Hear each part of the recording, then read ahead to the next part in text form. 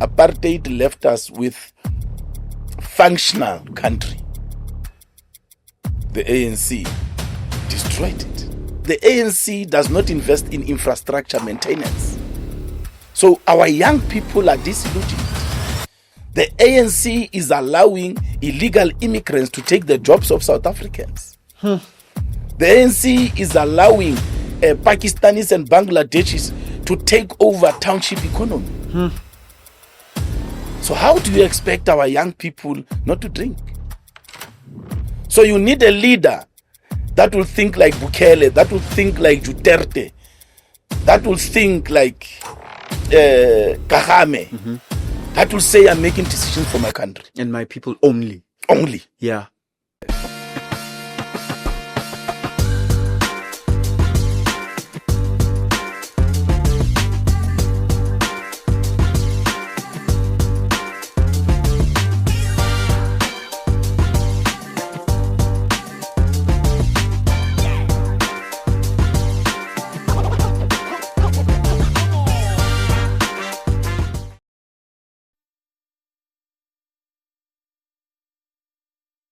The show is Engineer Your Life, and I'm Lungelo KM. If you are new here, thank you so much for joining us. Don't forget to like, don't forget to subscribe, and don't forget to give us constructive criticism in the comments, or just share a compliment, man. It's always nice when you share kindness and the community grows through your kindness. Another growth conversation today with an amazing guest. It's not every day that I have politicians on that great chair.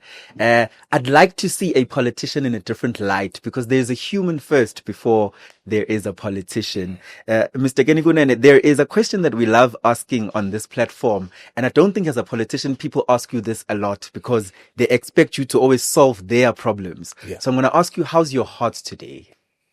My heart? Yeah. No, I'm blessed. Ne? My attitude towards life is that problems are the least of my problems. Because my heart is beating. I woke up. There's several people who could not wake up today. There's people who woke up in an ambulance. There's people who woke up and had to be taken by an ambulance. There's people who woke up and they were cold. Yeah. They had to go to a mortuary. So for me, my heart is always happy when I wake up in the morning, because it's a blessing. Do you think because of the nature of your work and the position you are in, you always have to maintain a strong attitude, regardless of how you are feeling genuinely? Not necessarily. Prison made me strong. I was strong from childhood because I was raised by very strict grandparents and my mother. And I was beaten up for anything. I go fight on the streets. We are playing. We end up fighting. I come home bleeding. My grandfather punishes me because I can't lose. I'm putting the surname of the family in disrepute. Yeah. I go on the streets. We fight. I beat up someone. He comes bleeding. He goes bleeding home. Their mother comes home shouting at the gate. My grandmother punishes me for beating. So whether you do right or wrong or what, you just get beaten. So that made me very strong. But the one institution that made me strong and appreciate the blessings of God, of the Almighty God, is prison. Yeah. It's a place when I walked in, I didn't think that I would survive. I have been in prison before in 1985 for political reasons. I spent 6 months at Kronstadt prison. But now this was like I'm going in as a criminal. Correct, correct, yeah. So prison has made me strong emotionally. It has made me strong psychologically. We, in prison, as an example, one example that I'll give you, I was smoking taha, and sometimes we'll also do your ecstasy, your mandrax,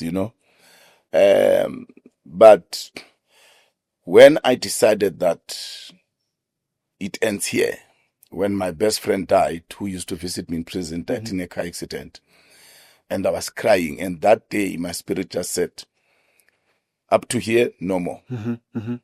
And remember every day I was smoking this thing there. The first week was hell. So I had about 3-4 weeks of hell where I was sweating, I eat, I vomit. The guys called the wardens, I must go to hospital. I said, no, I want to be in the cell.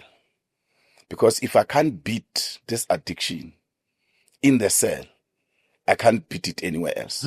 So I want to be there when the warders lock the cell, the guys are smoking here next to me.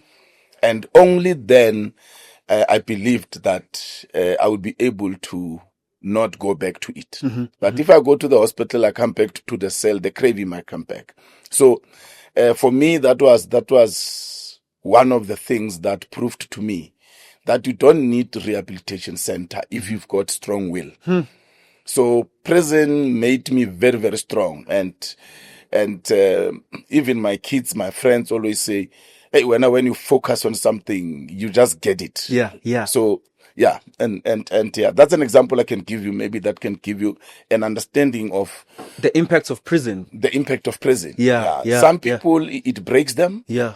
Some people it makes them. I'm one of those that prison made me. That is why I did not even want to apply to the president to be pardoned. To be pardoned, and I want my prison sentence to be there, because prison is the house that built me.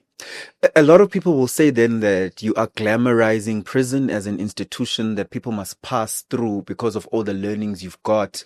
Am I correct in saying no? You are saying I got there and then I chose to get the good out of it. That's what I'm saying. Yeah. Some people it makes them, some people it breaks them. But also we all have a journey. My life in prison was part of the journey, so that when I get here, where I am now as a politician, I understand the implications of prison. And also I don't get distracted or destroyed by things that destroy politicians. Sure. From prison, I ended up eating sushi of naked women. I had many girlfriends. And it was a journey. Sure. So that when I get to this point of being a politician, I don't get excited over a skirt. You've done it all. Yes. So it was part of the journey. Sure. Moses in the Bible had to kill for him to be able to lead God's people. Had Moses not killed, he would have been in a comfort zone. He would have been there and refused to leave Egypt. So when God crafts your journey, he crafts it in such a way that you sometimes have to go through bad, or you sometimes have to do bad for him to be able to use you. Paul, who was Saul, had to he had to beat up Christians. He had to fight with Christians, so that when God uses him to spread the gospel, he is able to go to the Gentiles, to the people that know nothing about Christ, because where he was, if he did not have this relationship, bad relationship, persecuting Christians, if he did not persecute Christians or believers, he would have wanted to stay where he was. So he had to persecute them so that he cannot be accepted there, and he can take this baton to go to other countries to go and preach the gospel. So the Bible teaches us that our journeys are crafted. Joseph had to be sold by his own brothers for him to come back and liberate them. So it's a journey that God crafts, and unfortunately, it's in the spiritual realm. You only understand it once it is manifested to you. Yes. Yeah. Would you say then this journey where you are as a politician shows God's ability to redeem a person from their bad? Yes. Yeah. God has done that. Examples are there throughout the Bible. Some were destroyed because they did not listen to God. Solomon was destroyed by a woman because he had so many wives and he wanted this one from the enemy. That's what destroyed him. Yeah, yeah. David was nearly destroyed, but fortunately, so God crafts your journey. If you listen and you follow that journey, you'll make it to the end. But if you don't listen, obviously, the devil will take care of you, you know, and life. And he's always ready. And he's always ready. Yeah, yeah. So yes, God has got that ability Sure. to change the course of life. You just have to pray and to have faith. I want to go back to prison, because perhaps there are a lot more learnings that we can take from your prison journey. Why did you get into prison, and how long while you were in prison did you realize, damn it, I regret what I did?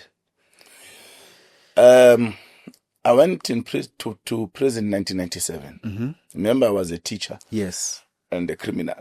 Ngapha na ngapha. Yeah, so, I think after about 3 years, 3 years in prison, that is when I decided. I spent 6 years, so that's when I decided that no, I need to look. It happened miraculously. I got the head of prison informed me that my best friend had died, and I went to the public phone. I called the sister. Everybody was crying. So I knew it was true. And that's when I collapsed. In prison, you cannot cry. You are amongst men. Sure. But that day I cried because this man was my hope when I get to the outside. He was the deputy director general in the Free State. He was my brother. Despite his position in government, he came to check me every month, you know, and would talk about post-prison life. So I cried. I broke down, and that's when that night I stopped smoking, and I never went back. And once I was healed from smoking, once the addiction was out. Without a doctor, without a psychologist, out, flushed, normal person. The Bible was manifested to me, and I started preaching. In prison? In prison, yeah. In my cells. I'll read the Bible in the morning, then preach over the scripture, then we sing. In the afternoon, the same thing. But before then, when somebody tried to pray, I would tell them, don't you think that is too late, bruh? Don't waste our time here. We are playing music. We are smoking here. You should have prayed before you got into prison. Yeah. So that's why I believe in this, in what Shelley Caesar says in one of the songs that I love so much because it reminds me of my mother, where the child is coming and say, Mama, the sister is playing with Jesus. And Shelley Caesar goes out and he says, I looked at the child and I said to this one, he ain't playing no more, because when Jesus has touched you, you become a different person. So that was the touch. The Bible was manifested to me without a pastor. I learned the Bible from the books that I got. The first book that I got was Naked and Not Ashamed by T.T. Jakes. Then I got Can You Stand to Be Blessed by T.T. Jakes. So. Then I got the Secret of the Scarlet Thread. The Scarlet Thread, by Richard Booker. And then I've got several books, Kenneth Hagin's How to Be Led by the Spirit of God. And all those books in their own way explained life in the spiritual realm to me, because they make reference to the Bible. Yeah. Until today, I have taken from Kenneth E. Hagin's book how to be led by the Spirit of God. Till today, I can communicate with the Spirit of God. Till today, my spirit, I know how to make sure that it's in touch with the Holy Spirit so that I am warned in the spiritual realm. Otherwise, I think I would have died. In the 3 years that you have now found the light, I'd say you've miraculously found the light. You are now preaching the word of God to other inmates. What are you trying to work towards? The post prison life, or you just hoping for the best? And how did you eventually leave prison? Was it parole? Did the term end? Now, brother, you know, it was miraculous, man. Some things were happening at that point in time, and it wasn't like I'm sitting down and thinking. It was just happening. To a point where when I was getting these books, I asked the head of prison that I should stay in a single cell so I can focus, so I can pray. So I stayed alone in a single cell, and I was reading these books. Just studying the word. Studying the word. Yeah. Reading the Bible. Yeah. But also being alone in communication with God. That's what was happening. So it was not my thinking, this is what I'm going to do. Yes, I would say this is what I'm going to do. But it came deeper. There's a still voice in all of us. In fact, Job says that God speaks to us in different ways. Through visions, through dreams, through people, through events. It is us who refuse to listen. Sure. So once you have gotten to understand God when he speaks to you, things just happen. There's a still voice that will tell you, don't turn left, go straight. You will go straight. Yeah. Because you don't understand that still voice. That's why people say, Ish. And my mind was thinking I must turn left. I had a sign. And I got in an accident. Yeah. All of us have got that ability. Sure. But we choose not to listen to that still voice. My friends will tell you when we are driving and I say, Baba, park on the side. And I get out, I pray because I get suffocated. I can't breathe. Just say, bro, stop. But now I know when that happens, it's the Holy Spirit communicating with my spirit that there's something that's coming. So I have to park the car. I have to park the car and pray. Jesus teaches us in the Bible when he was about to go to the cross. He went on the side and he said to his apostles, leave me. And he went to pray. He said, Father, may this cup pass me, but if it is your will, let it be done. Kenneth E. Hagin teaches us that it is a lesson for us that when the Spirit of God talks to you, you must take a break, pray. So I will pray and pray and pray and pray and ask God that whatever is ahead, can it please pass? And my brother, a few kilometers, whether 10, 20, 50 kilometers, will come across an accident. True. So it is that connection that I learned in prison. So being in the single cell, I managed to experience. I have visions. I see things. And in the morning, I will tell my wife or my kids, no, we are no longer going that way. Yeah. I say, no. Fortunately, my wife also has got that talent. We pray together. So she also sees things, So it's a miracle. It's in the spiritual realm. When you look at the letter Paul wrote to Ephesians, Paul says the war we are fighting is not of flesh and blood. So it's a war that Jesus has showed us that it is there, where the devil took Jesus up and went to said, God allows that. The devil said to God, Job is not your faithful servant.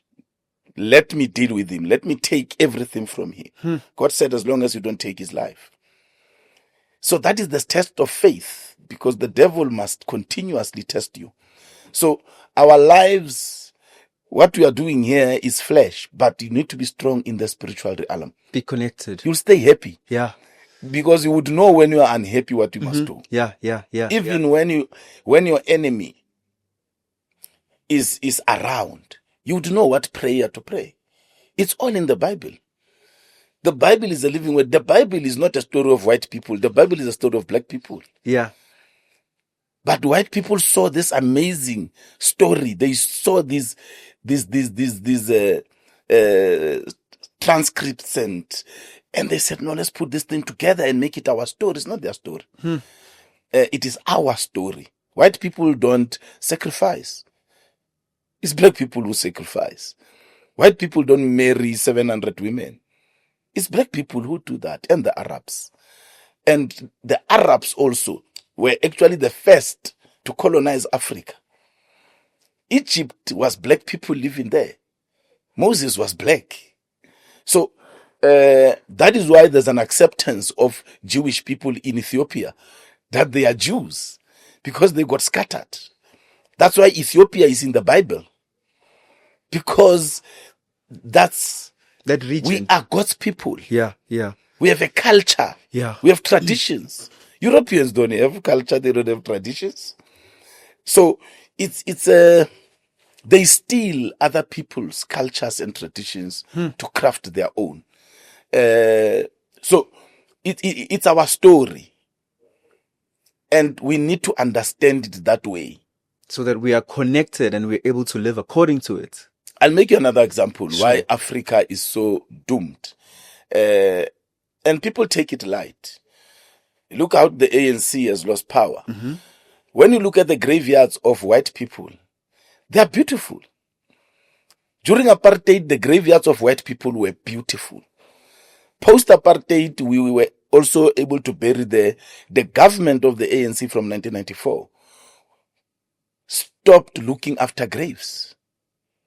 You go to Europe, the graves of white people are proper, they are clean, well maintained.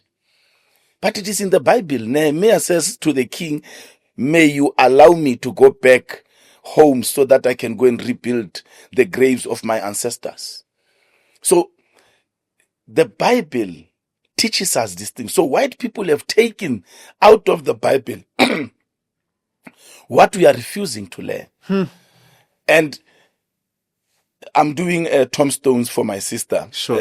End of the month. Yeah. And I was showing my kids and my wife the tombstones, grave sites of white people, how clean they are. Mm-hmm. You can see this person every weekend is there. Mm-hmm. They are cleaning their own space, but the whole grave site is dirty. The ANC has forgotten to look after the ancestors. Even its own leaders, their grave sites are messed up.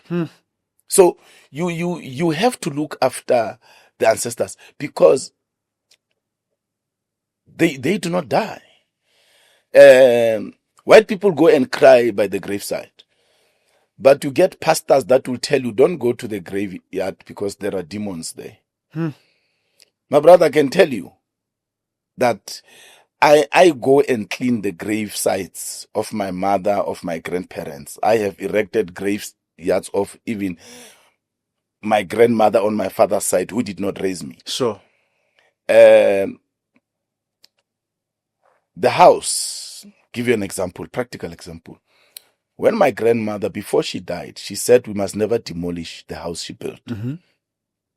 But over the years, the house got old, small house, I extended it. She allowed that. But the house was finished. I could not demolish the house. I had to go to the graveyard and talk to my grandmother. It's my grandfather's graveyard, my grandmother's graveyard. The tombstones, I put them at the same time. Mm-hmm. So I had to go there. And when I'm there, I'm not talking to my grandfather. I'm talking to my grandmother. That the house is finished. Please give me a sign that I must demolish. When I'm home, I pray to God to see, can the spirit of my grandmother talk to me? Can he tell me when to demolish the house? I can't demolish it without her saying so. Last year, around May, I was driving from Bloemfontein and I decided to go to the graveyard. But when I decide to go to the graveyard, I go to my mother's gravesite. But that day, I found myself driving to my grandmother and my grandfather's gravesite. I didn't go to my mother's because they are at different gravesites. Sure. When I got there, the tombstone of my grandmother So it's like a roof, a house, 4 pillars and like a roof. The roof had collapsed on one side, cracked in the middle. The pillar, one pillar, was also cracked in the middle. So it was like it's falling. And as I stood there, angry that my brothers are not Looking after it, they could have told me, they could have seen this. Sure. As I'm standing there, that voice said to me, there is your sign. Your grandmother has now given you permission to demolish the house. And I left there happy. Call my brother, go and find someone who fixes tombstone to come and fix here. And we demolished. When I do the tombstone, end of the month, same day, I am doing housewarming for that house that I've rebuilt. So if you say, is demons there? How did my grandmother hear me that I'm asking for a sign? And she gave me a sign by collapsing her own tombstone. My grandfather's tombstone is still intact. But this one collapsed. And in the spiritual realm, the voice says to me, there's your sign. You can demolish the house and rebuild it. So these pastors go to schools run by white people that tell them, go and tell people this. But the white people are crying at the gravesides. They are putting bottles of whiskey at the gravesides. White people. They are talking at the gravesides because they know the power. And they saw that power in us. They saw that power in us. So it's unfortunate that one does not get a chance to talk to young people about these things. Sure. The ANC can never ever recover. Yes, there's issues of corruption, there's issues of this and that. But at the backbone of what Africa is doing to itself is not looking after the dead. That is the biggest problem. Firstly, does not look after veterans. Secondly, does not look after the dead. That is a problem. Neglected our heritage. We neglect our heritage. Our foundation, who we are. Yes. That is the problem. And adopted new norms that have nothing to do with us. That have got nothing to do with us. We are marrying wives now that refuse for you to marry another woman. That is the culture of white people. It's not our culture. And what happens? Then you see the rise of adultery. You see the rise of kids without fathers. Our our ancestors knew why they put these traditions. Sure. Because they were avoiding fatherless children. Sure. They wanted to maintain the family structure. And the Arabs adopted these traditions when they came to Africa. They said, no, but these traditions are proper. Then they adopted them. Look at Arab states, Saudi Arabia, look at Dubai and others. There's law and order there. There's law and order. There's no fatherless child there. The family structure has been destroyed by the Western civilization. We could have taken things that are good for mankind from the Western civilization, but we should have maintained our religion and culture. South Africa is mini America. Yes. Fully, through and through. Yes. In what we've adopted, our black identity has almost ceased to exist. Indeed. Yeah. Black Americans yearn to come to Africa just to come and feel the soil. Yeah. We are here and we don't even appreciate. So sure. I try my best to do what I can do with my culture, with my traditions. I try to do what I can do, my brother. I want to speak about an era that obviously you say was part of the journey and part of the process, which is the Sushi King era. And the reason I want to speak about it is because we've got a deep alcoholism problem in this country. And part of that era for you was showing off women that you were with or you were doing things with. It was also clubbing and excessive drinking. Firstly, are you proud of that season of your life? And how do you feel about the alcoholism problem we have in this country among black youth? Okay. The sushi life was a journey. When I came out of prison, one of the guys who used to be my friend bought a building in town in Odendal Stress, where we come from. And I said, and there was a pub as part of the building. And I said, let's open a club. So the clubbing thing, entertainment is in my blood. Mm-hmm. At high school, I used to do fashion shows, beauty contests. Mm-hmm. I used to do them.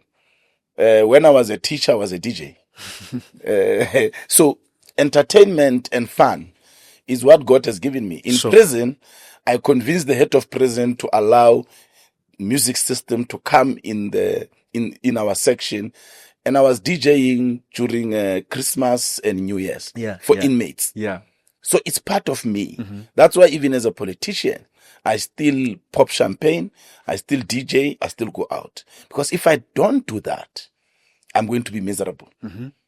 I'm going to be unhappy. Mm-hmm. So the era of sushi was part of the journey. I've never had a birthday until I was 40 years. A birthday party, I've never had. My whole childhood and adulthood, I've never had a birthday party. Until you were 40? Until I was 40. So, and I wanted, I'm a marketer. I'm a PR genius. Mm-hmm. I've never studied that. Sure. But I believe that I'm a PR genius. Yeah. I know how to sell and what to sell when. So I wanted something that will shock this conservative society that we have. Very hypocritical society. And I found, as I was researching, I found the Japanese culture called nyotai mori. Mm-hmm. The art of eating sushi of the body of a naked woman. Mm-hmm. You make a naked woman a plate and you put sushi, you eat. It's a Chinese culture. It's done openly in Japan. Not Chinese, Japanese. It's a Japanese culture. Yeah. It's done openly in Japan, no problem. So I took that. I said, this is gonna shock this society. Let me just shock them, electrocute them. And it worked. It worked. People loved it. It was part of my journey.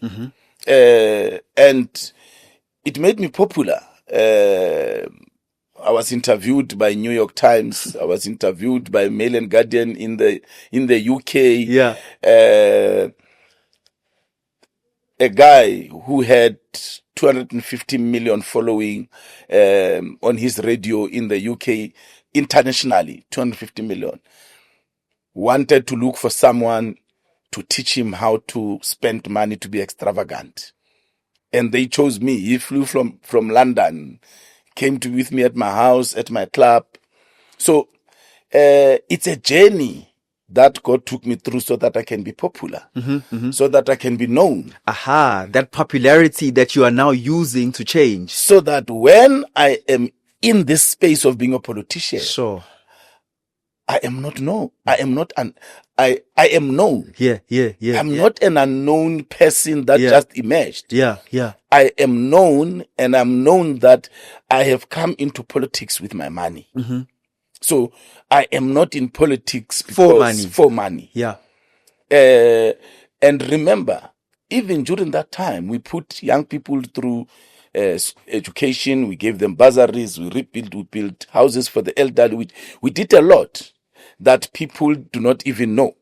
But before we did that, when we came out of prison, we went to schools motivating young people against crime.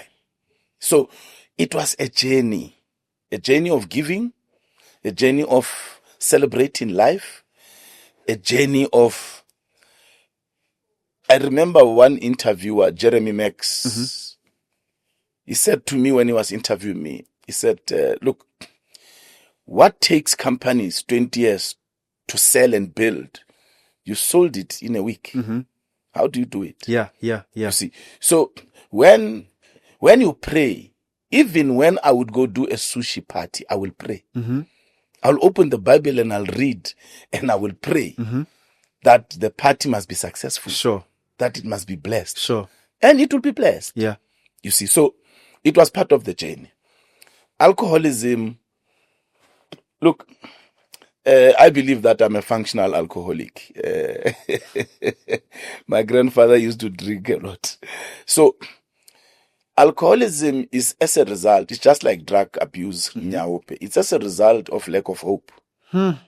Unemployment, lack of hope, fatherless children, motherless children. The mother has died. Mother left the child with the grandparents who are struggling. It's a social issue. And unfortunately, it is government that must lead the nation in correcting those social ills. And this government that we have, the ANC government, has showed that they're incapable of doing that. All our problems are government. They are government made. We had trains that were running. Apartheid left us with trains. Apartheid left us with community halls.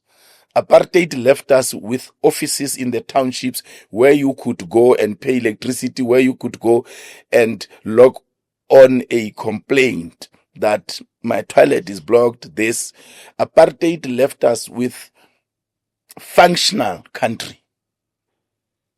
The ANC destroyed it. Community halls are not looked after. The stadium where I come from had a swimming pool. We would go to the pool and swim. The lawn was maintained during apartheid. I'm not celebrating apartheid, but I am showing you that things were working in the townships. I heard from my homeboys that 33 million was spent to close down that stadium. That stadium is no longer operating, but 33 million was spent. To demolish. No. The structure is there. Aibo. So we don't know what 33 million did. We don't know what 33 million did. But there's no more swimming pool. You can't even go and play. Dr. Kumalo, during the Mill Cup in the 80s, Dr. Kumalo played on that field. His school, Daliwonga, was playing against our school, Riarabetsu, during the Mill Cup because we beat Free State and they beat Gauteng.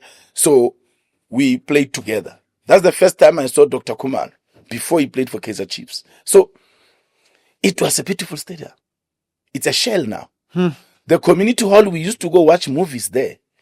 We would go to a clean toilet. It's done. And I'm making this example to show you that the ANC does not invest in infrastructure maintenance. So our young people are disillusioned. They've got nowhere to go. They've got nothing to do. The ANC is allowing illegal immigrants to take the jobs of South Africans. The ANC is allowing Pakistanis and Bangladeshis to take over township economy. So how do you expect our young people not to drink? We took 5 Nyaupe boys a few years ago, myself and Gideon McKenzie. Yeah. And we took them to our mine to go and work. We wanted to test something. Those boys never went back to Nyaupe. You gave them hope. They never went back to Nyaupe. So, my brother, our kids are not drug addicts. They were not born to be drug addicts. Government of the ANC created an atmosphere of addiction. In what is this country? The Philippines. Yes. I was there. I was there last year, November. I spoke to the guy that was driving me around, the taxi guy. Fortunately, could speak English fluently. The former president, Duterte, when he took over that country, he called religious people, academics, said, what is the problem of our country? They said drugs. drugs are our problem. He went on TV and he said, whoever kills a drug dealer, takes the body to the police station, will be paid $3,000. I don't know drug dealers. You communities know them. So you kill a drug dealer or you identify a drug dealer, kill a drug dealer, you get $3,000. Our people were killed. Drug dealers were killed. And he then confiscated all their cars and their properties. Lamborghinis, Murcielagos, Galados, Ferraris, Bentleys. So. He crashed all those cars. He said, I don't even want my government to resell these cars. I don't want government to benefit out of the misery of my people. And in that press conference, addressing the nation, he then said,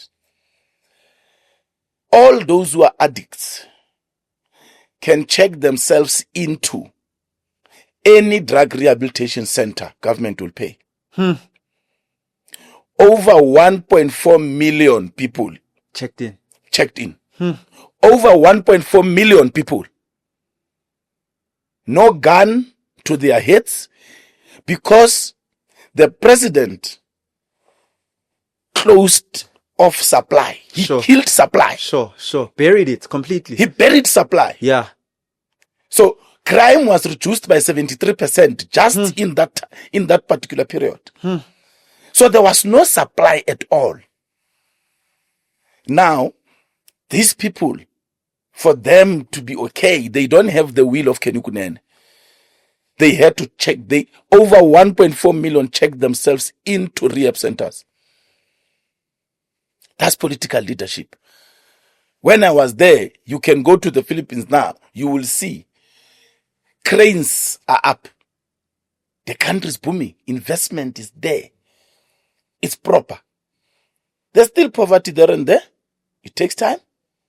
But I walked the streets alone with one of my colleagues in a sort of a squatter camp area, informal settlement. Yeah.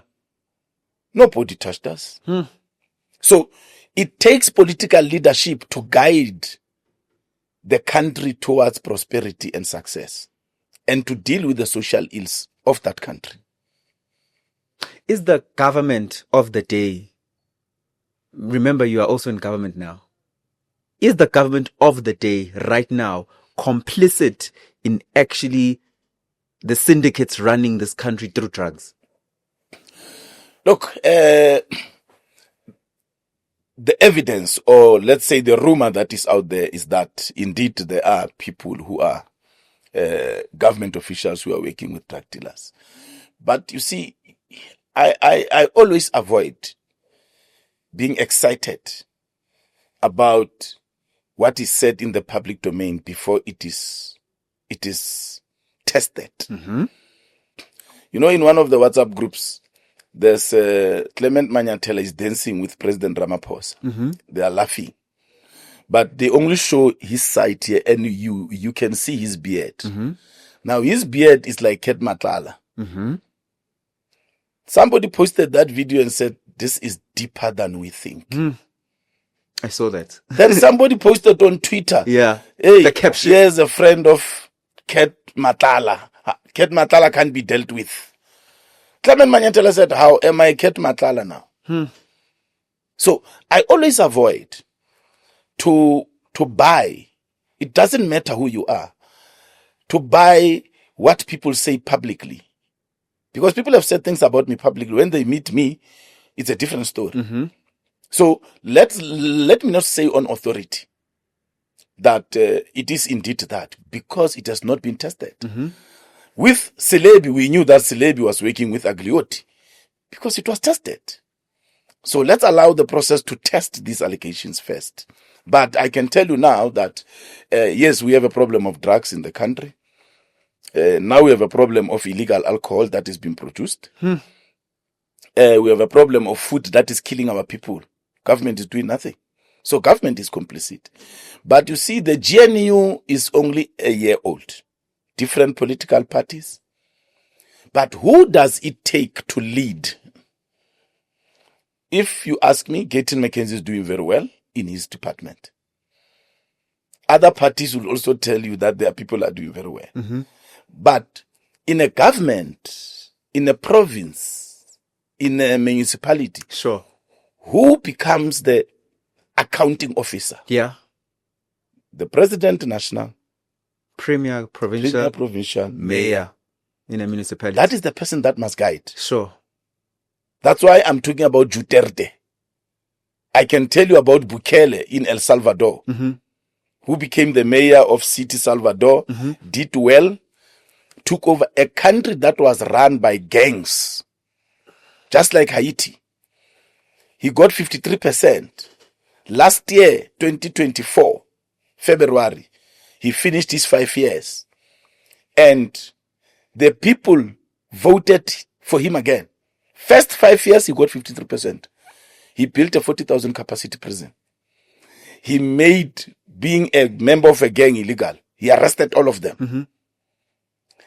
Last year, February, he got 87.5% to be the president for the second term. From 53% to 87%. Sure. El Salvador, cranes, tourism has boomed. I'm arranging to go to El Salvador. So it takes the leader to direct the country. So President Ramaphosa and the party that he belongs to, their model is they must consult each other. And in consultation with each other, they end up not giving the president, for a lack of a better word, Mm-hmm. a space to play. Mm-hmm. Because some of them get affected negatively. Because some of them are criminals. Some of them are criminals. Yeah. But also some of them have got interest in Africa. Yeah. Some of them now, you can see the ANC has got these relationships with Iran, with what. So they are protecting too many things. They're trying to please the world. Sure. So the problem the ANC leading this country, because it is the ANC leading this country, is that the ANC is trying to be money. They want to please everyone. And they can never. They can never please everyone. We are facing challenges with our trading partners because of the decisions that are made by the ANC, because of the business interests, political interests of some of them with those countries. You see, so decisions are not made for South Africans. They have to look this decision for South Africans. How is it affecting Zimbabwe? How is it affecting Iran? How is it affecting Pakistan? That's how they think. Sure. So you need a leader that will think like Bukele, that will think like Duterte, that will think like Kagame, Mm-hmm. that will say, I'm making decisions for my country. And my people only. Only. Yeah. That's what I'm making. And that political party is the Patriotic Alliance. There's no other political party that has the guts to do that. And you have to do that without destroying relationships. You have to make sure that everybody understands that lawlessness cannot continue the way it's continuing in our country. Mm-hmm. And for you to deal with lawlessness, this is what you must do. Look at Trump. Trump is making decisions for his country. He doesn't care. Neighbor Canada, I'm imposing 35%. Why? Because Trump is saying, bring those manufacturing into America. Because America is one of the biggest markets. Mm-hmm. So Trump is saying, if you manufacture there and you bring here, you will pay high tariffs. But if you come here And you manufacture and here. you manufacture here, create jobs for my people here, boost the economy here, you pay nothing. It's the best decision for his country. Rona here, the leadership that is leading us, the ANC with the president, can make decisions that our minerals are not living. We must manufacture phones here. We must manufacture jewelry here. Whatever is manufactured by uranium, come and do it here. Whatever is manufactured by platinum, come and do it here. You want to make steel? Come and do it here. We are taking it to China. China's doing it. With our own raw materials. So you cannot blame people when the leadership deliberately creates an atmosphere of drug addiction, alcoholism, poverty. Because maybe the ANC, when they are sitting, they say, in chaos we thrive. But South Africans are waking up now and they're beginning to say enough is enough. That is why in the metros, where there's a serious diversity of people, the ANC has lost power. Sure. The Patriotic Alliance led the charge for the longest time, for many years, of Abahambe, which directly translates to they must go, which refers to illegal immigrants. You guys raised the alarm more than 10 years ago, saying, we have an illegal immigrants problem in South Africa. Recently, in the last few weeks, it seems as if not just politicians are talking in their isolated corners, but civil society groups have joined in and said, we are taking charge. Civil society groups, celebrities even in KZN are taking charge, and especially in the health sector, and they are saying, our people come first. Our people deserve to be cared for first. Our grandmothers will no longer die at the clinic while waiting for 7 hours to get medication. Or you're going through a heart attack, you can't find an ambulance because the health system is overcrowded with illegal immigrants. But it seems like the Patriotic Alliance is not as loud anymore ever since they're in the GNU. And there's the perception from society, Uguti, how the PA led this charge, but now that civil society has entered the chat, the PA is comfortable in government and not saying anything. Are you guys not saying anything about this anymore? We are still leading Abahambe. It is still part of what we do. You would have seen when I was the acting mayor. Sure. I led it. Hijacked buildings, yeah. Hijacked buildings, arrested illegal immigrants. Sure. It's part of our campaign. It's part of what we believe in. It's not just a campaign. It's what we believe will correct the ills of this country. Sure. Trump has showed that mass deportation of illegal immigrants is possible, can be implemented. The Patriotic Alliance is actually leading most of these raids in hospitals. They have just been joined by civil society. Sure. And in certain instances, civil society will say, let's not make this a political gathering so that we can attract everybody else by Patriotic Alliance. Sure. So that we can bring everybody. Sure. You would have seen March and March. Yeah. I was there in Durban. Sure. In the forefront with the leaders of March and March. Sure. Oh, just Sangobese and yes. Yeah. As Patriotic Alliance. Sure. I was there. I flew to Durban specifically for the march. Yeah. To show that we are still leading.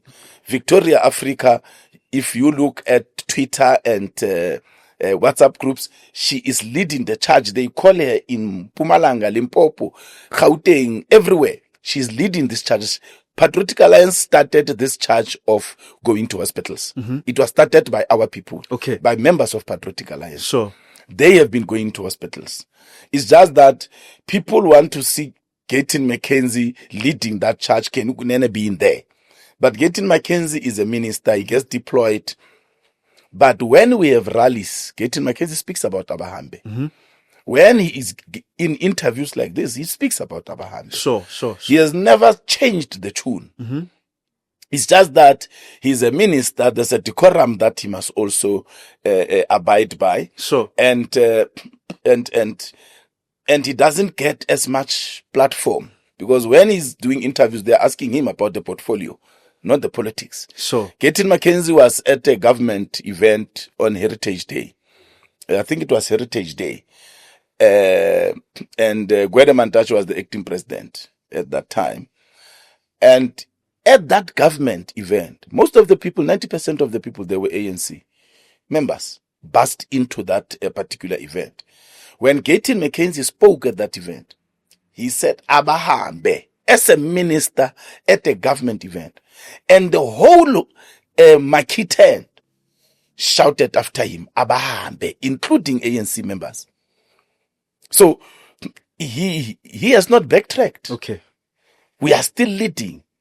It's just that he's not doing political interviews more because journalists are more interested in his portfolio. His portfolio. Yeah. You see, so we are still very much in the forefront of that charge, and we don't have a problem with foreigners. I drink with foreigners. We don't have a problem. We just say have papers. Even when we were doing our raid in Windsor, some lady showed us her passport. It had a stamp, proper stamp, not these illegal stamps that have got passports having the same stamp from Lesotho, Mozambique, Tanzania, Zimbabwe. They all have the same stamp. But this one, you will see, no, it's a South African stamp. It doesn't look like those ones. We left her. We don't have a problem.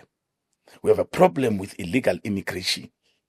We have a problem with criminals that run away from Mozambique, their country, Zimbabwe, Nigeria, and they come here. And they are criminals, not rehabilitated. They are wanted there. They come and continue to commit crimes here. Their fingerprints are not on the system. We have a problem with farmers in the Western Cape taking buses to the border of Lesotho, getting people from Lesotho to go and work in the farms and getting rid of South Africans, treating them like slaves in those farms. We have a problem with factories and manufacturers like the one I raided of Somalians. That has Somalians, Zimbabweans, Tanzanians working there. Yes, they've got a few South Africans also working there just to cover up. I have a problem with that. Because we have a problem of high unemployment. I have a problem with business employing illegal immigrants so that they can pay them peanuts. And at the expense of South Africans. Because South Africans have got rights. South Africans can be unionized. Now, business want to make profit at the expense of our people. So it's not just the ANC government is enabling business to do that. Because if you have a right-thinking leadership in a country, you would go and make laws that will say employing illegal immigrants, the owner must be arrested and the manager. Not penalties. Yeah. It's a crime against South Africans. Sure. It's treason. Sure. Illegal immigrants. If it's a person who's got documents, what, no problem. But that is the problem that we have. You have a problem where you give illegal Pakistanis to go and apply for tax shops in our townships, my brother. It's a mess of joke. Yeah. So we have a problem with that. We know that the issue of unemployment can be dealt with. South Africans want to work. South Africans want to work, my brother. They want to work. And we see when we give them opportunities that they want to work. The problem is the ANC government has created an atmosphere. Had they given Gayton McKenzie to be the Minister of Home Affairs, my brother, he would have fought for the budget to build a wall. He would have fought for the budget to strengthen immigration officers. Yeah. Once that is done, whilst he's deporting, this country will be different because we are decisive. We know that we are not money. We can't please everyone. Sure. So we choose who we want to please and want to please South Africans. Simple. We're nearing the end of our conversation. If the Patriotic Alliance were to be in power today, what's the most important thing you would do first? The most important thing you would do first is exactly what Trump did. Close the borders, raid all businesses, whoever is employing illegal immigrants get arrested. Must deport all illegal immigrants. You'll solve the problem of housing. You'll solve the problem of informal settlements, squatter camps. You'll solve the problem of filth. All the suburbs that are hijacked by illegal immigrants are filthy. You'll solve the problem of unemployment. You'll solve the problem of crime. You'll minimize crime. And then you say our minerals are no longer. Those are at the same time. The wall the raiding of the border, the mass deportation of illegal immigrants, and you say our minerals are no longer leaving our country. You want our minerals to manufacture, come and set up here. You want nobody exports our minerals. They're not going out there. No minerals is going out. You want to manufacture, come to South Africa. And then that airport that was given to the Oppenheimers, you take it back. It belongs to South Africans. You take it back so that immigration officers can be able to see what is going out and what is going in there.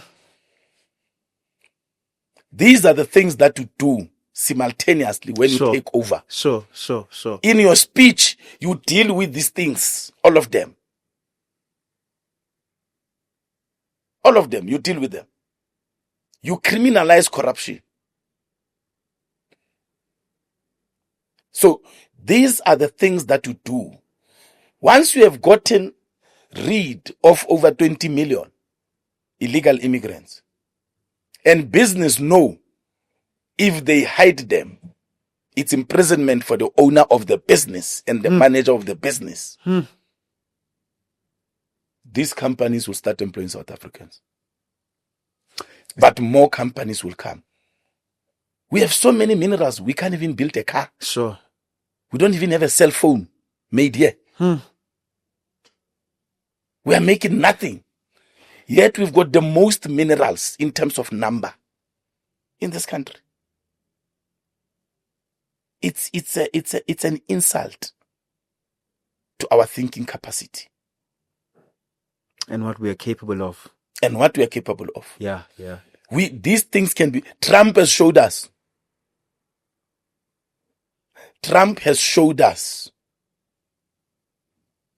that it can be done. Trump does not have minerals that we have, but he's charging people tariffs on our minerals. And what are we doing? Nothing. They will cry. China will be the first to cry, but they will understand they must come here. Sure. Come and manufacture that steel here. Sure. Samsung, come and manufacture your phones here. Otherwise, our lithium is not going to you. You put laws, regulations, and rules on ocean economy. Our people are not participating in ocean economy. We're not participating in ocean, a multi-billion rands industry. Sure. Fishing, imports and exports. The ANC's economic model is to collapse the public sector so that the private sector can emerge. Let me give you examples. When the police are not fighting crime, we saw in this country the emergence of private security companies. Sure. Even police stations are guarded by private security companies. I drove past one the other day. Police stations are guarded by private security companies. Sure. So it's a vote of no confidence on themselves. We have seen public hospitals being dysfunctional.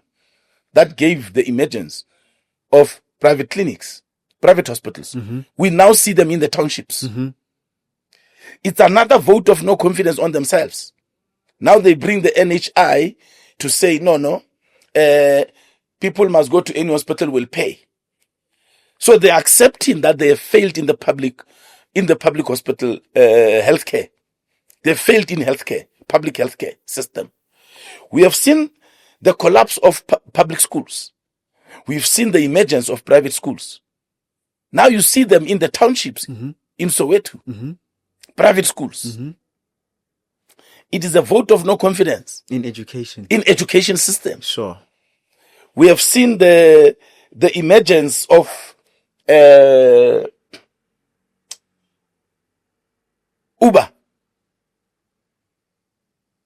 The public transport system is failing. The trains are not there. So the economic model of the ANC is to destroy public institutions so that the private sector can emerge. SAA was nearly destroyed. If there was no whistleblowing of what was happening there, SAA would not be owned by South Africans. The stocks of Eskom must be privatized. So they want to privatize everything. And every time the private sector emerges, it's a burden on South Africans. Now you must pay more where you stay because there's a security van patrolling.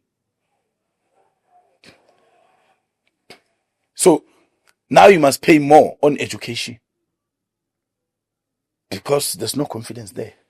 So the middle class is suffering because of the atmosphere that has been created by the ANC government.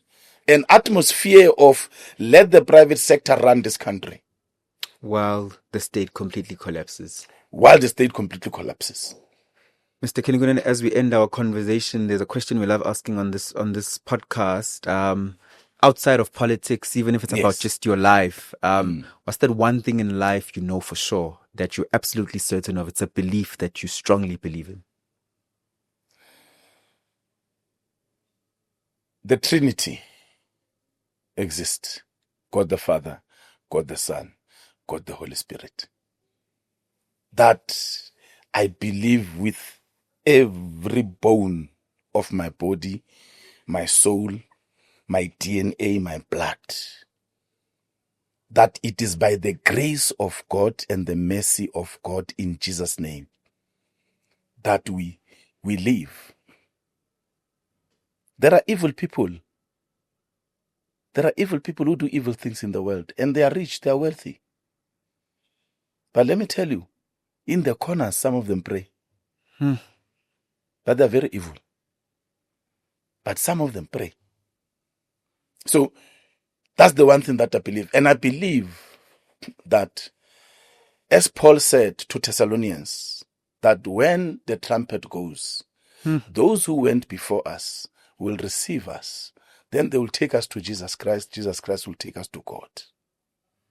I believe that our ancestors are alive.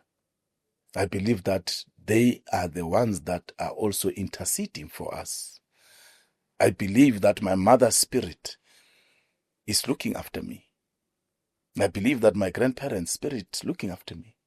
They talk to ancestors of my wife, ancestors of others. They plead for me to God. So I believe in the spiritual realm. That there's more to life than just this. Than just the flesh. Yeah. MMC of Transport in the city of Johannesburg, Deputy President of the Patriotic Alliance, Mr. Kunene, thank you so much for coming to this platform. It's been a long time coming. I learned a lot, and I know the community for Engineer Your Life also learned a lot. So, sir, thank you. We appreciate it. You forgot to say the incoming mayor in the next local elections. The show is Engineer Your Life, and I'm Lungelo KM. I'll see you guys on the next episode. Kholwa emandleni onawo. Oh my, we're finally doing this. What does EYL Africa represent? It's about standing in your power. It's about, in isiZulu, it's Kholwa emandleni onawo, which is our tagline. You will see it on the back of my t-shirts. It's about believing in the power that you have, believing in the power that your God, your guides have invested in you. Shop our socks, shop our t-shirt, and just keep believing in yourself. EYL Africa. Now available on EYLshop.Africa.